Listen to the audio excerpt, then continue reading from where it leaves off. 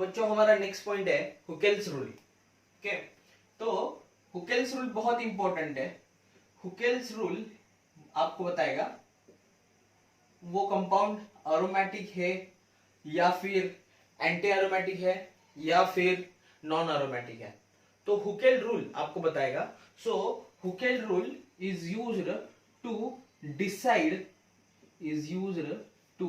Decide aromatic character या फिर aromaticity. Aromaticity इसको बोलते हैं एरोमेटिसिटी। ठीक है, तो देखो हुकेल रूल क्या है।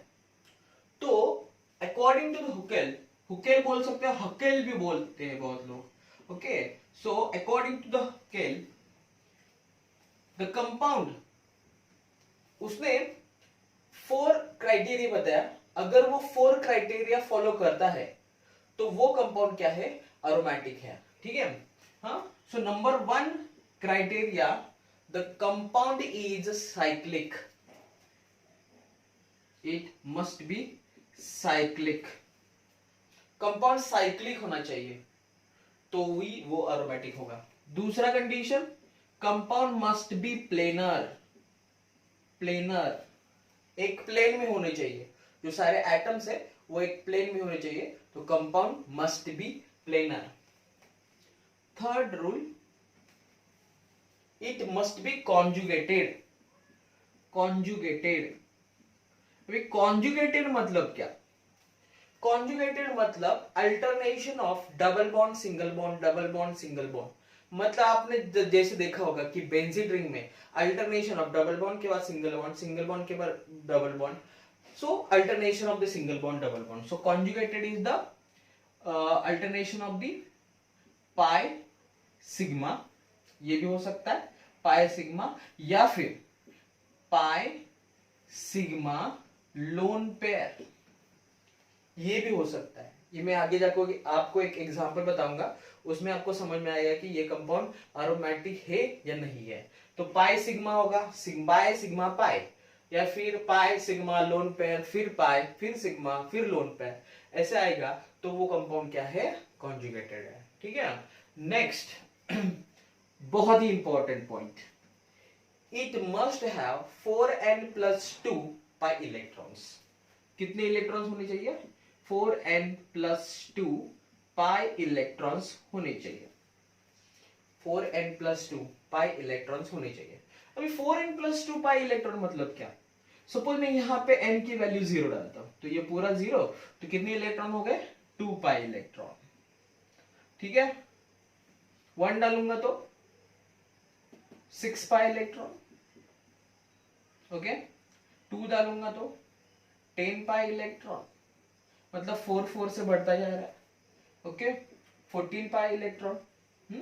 तो अगर इतने पाई इलेक्ट्रॉन्स है तो वो कंपाउंड एरोमेटिक है।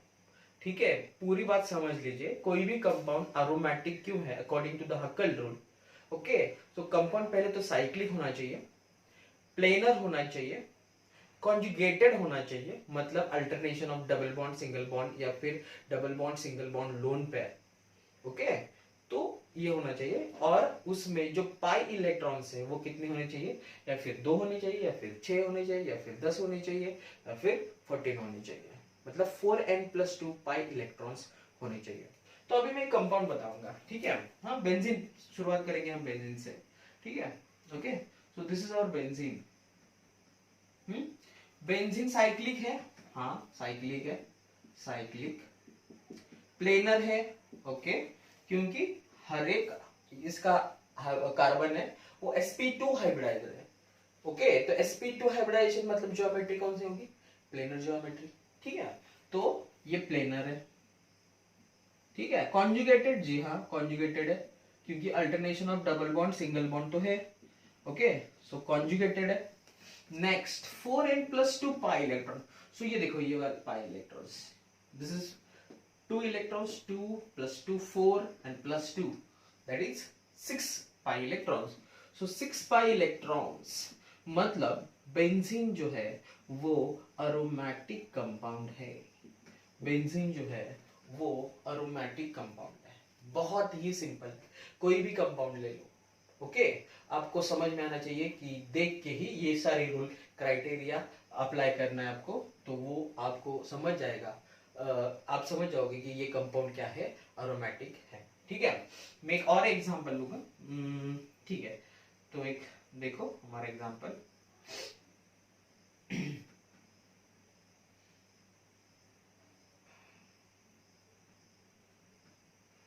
ठीक है, दिस इज पॉजिटिव। ठीक है, ओके, हाँ, पॉजिटिव चार्ज है। या फिर मैं यहाँ पे एनाइन लगाता हूँ। ठीक है, तो आपको समझ में आएगा। हाँ, this is A9. Okay,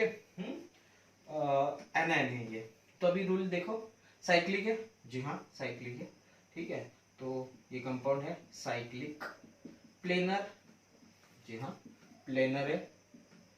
conjugated, conjugated, conjugated, double bond single bond, double bond single bond, double bond single bond, lone pair. ये जो है इसका मतलब क्या है, दो इलेक्ट्रॉन है, तो वो भी कॉन्जुगेशन में आते हैं। ठीक है, तो ये जो है ये कॉन्जुगेटेड है। कोई कुछ लोग ऐसे देख के नहीं नहीं ये डबल बॉन्ड सिंगल बॉन्ड, यहाँ तो सिंगल सिंगल है, ऐसे नहीं होता। नहीं, लोन पेयर को भी आपको कंसिडर करना होगा। ठीक है, तो कॉन्जुगेटेड है, कॉन्जुगेटेड। ठीक है, नेक्स्ट फोर्थ, कितने इलेक्ट्रॉन्स हैं, 5 electrons, 1 2 3 4 5 6। This is a lone pair ना, 5 इलेक्ट्रॉन्स नहीं है, ये लोन पेयर है।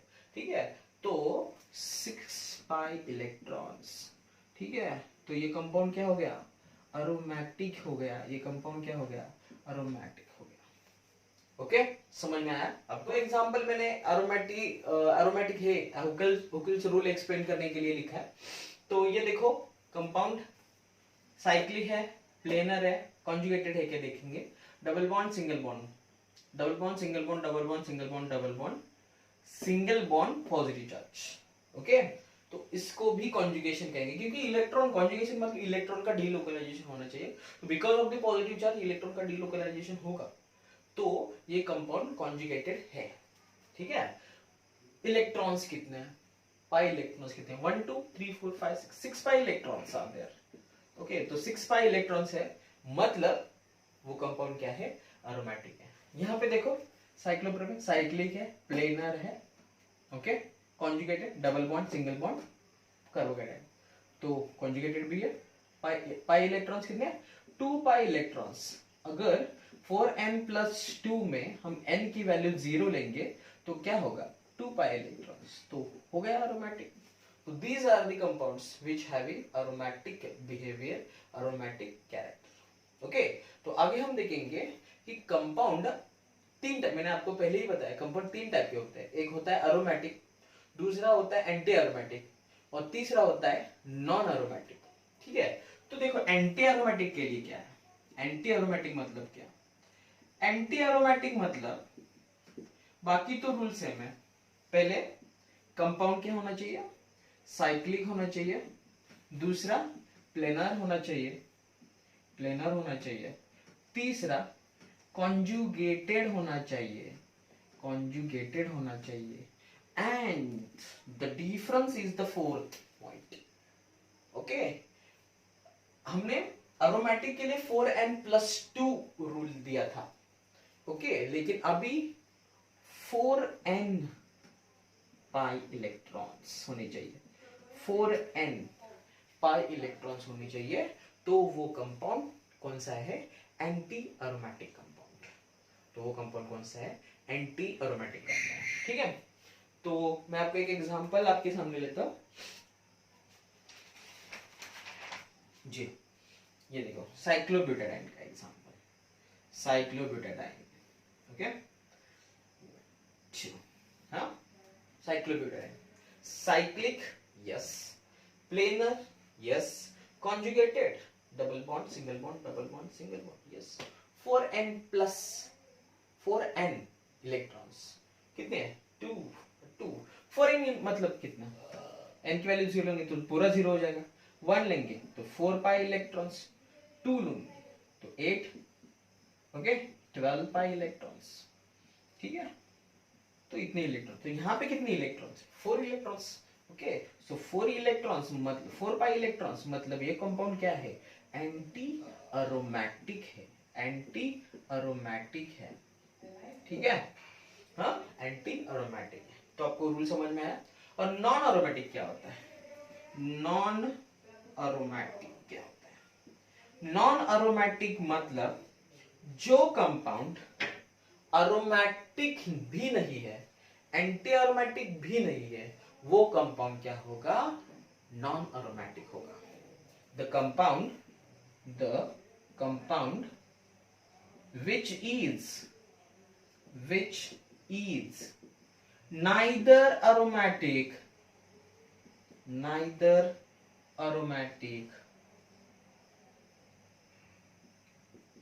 nor anti-aromatic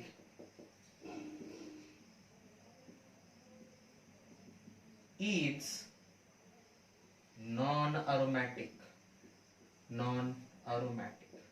मतलब कोई भी लो, आप कंपाउंड कोई भी लो, फॉर एग्जांपल मीथेन लो, इथेन लो, कुछ भी लो, ओके, हाँ C2H6 कुछ भी लो, ये फिर ऐसे कंपाउंड लो, अब कुछ भी, हाँ तो ये अरोमेटिक भी नहीं है, एंटी अरोमेटिक भी नहीं है, तो ये क्या हो गया, नॉन अरोमेटिक हो गया।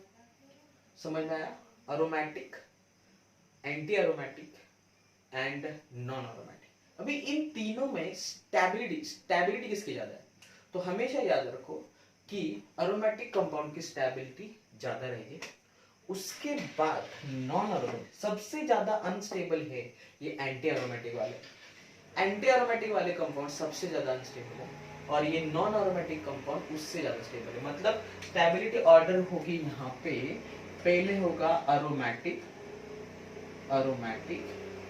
सबसे ज्यादा स्टेबल, उसके बाद होगा नॉन अरोमेटिक और उसके बाद होगा एंटी अरोमेटिक। ओके, समझ में आया। तो ये पूरा कंसेप्ट आप ज्यादा से ज्यादा प्रैक्टिस करो, खुद से कंपाउंड्स बनाओ और रूल फॉलो होता है ये देखो, एंटी अरोमेटिक वाला या फिर अरोमेटिक वाला, ओके। तो आप ज्यादा से ज्यादा प्रैक्टिस करो, कोई डाउट है तो मुझे कमेंट सेक्शन में बिल्कुल लिखो, और इस वीडियो को शेयर करो, आप मेरे चैनल पर नए हो तो सब्सक्राइब करो। Thank you.